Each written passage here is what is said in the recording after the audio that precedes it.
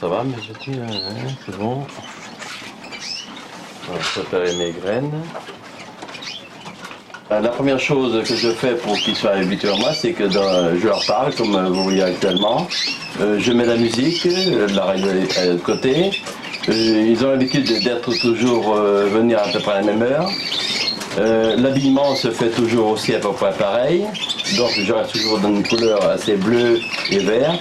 J'ai mes cottes de bleu que je mets tous les matins pour nettoyer. Et à ce moment-là, ils me connaissent parce que le canari, surtout, juge d'abord la couleur. Et après, bon, ben, il y a la voix. Quand je rentre chez eux, je frappe toujours à la porte. Je les préviens toujours, de toute façon, j'arrive. C'est alors qu'il terminait son service militaire que la femme de François Gondel, cette fois-ci, a un jour frappé à la porte en apportant un couple de canaris, déclenchant le début d'une histoire d'amour. Oui. Depuis, l'homme s'est passionné pour ces oiseaux aux couleurs très diversifiées, jusqu'à adhérer à un club et à se lancer dans l'élevage amateur et les concours. Et là, on reconnaît. Alors oui, quand un oiseau fait ça, devant un juge, il est pénalisé. Parce qu'il doit rester calme, oui. Il faut qu'il reste comme ça, oui.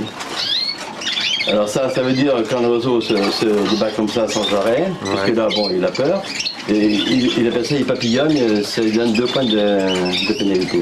Ah oui, il faut qu'il s'aime bien, oui. Alors comment vous faites justement pour les empêcher de faire ça? Vous les dressez ou... Alors il faut les dresser, c'est-à-dire qu'il faut les mettre dans ces cages de concours, et pour les habituer dans ces cages de concours, on leur donne des bonnes petites friandises, et comme ça, et quand ils viennent dedans, ben, ils s'accompagnent, ils savent que s'ils viennent là-dedans, ils vont être heureux.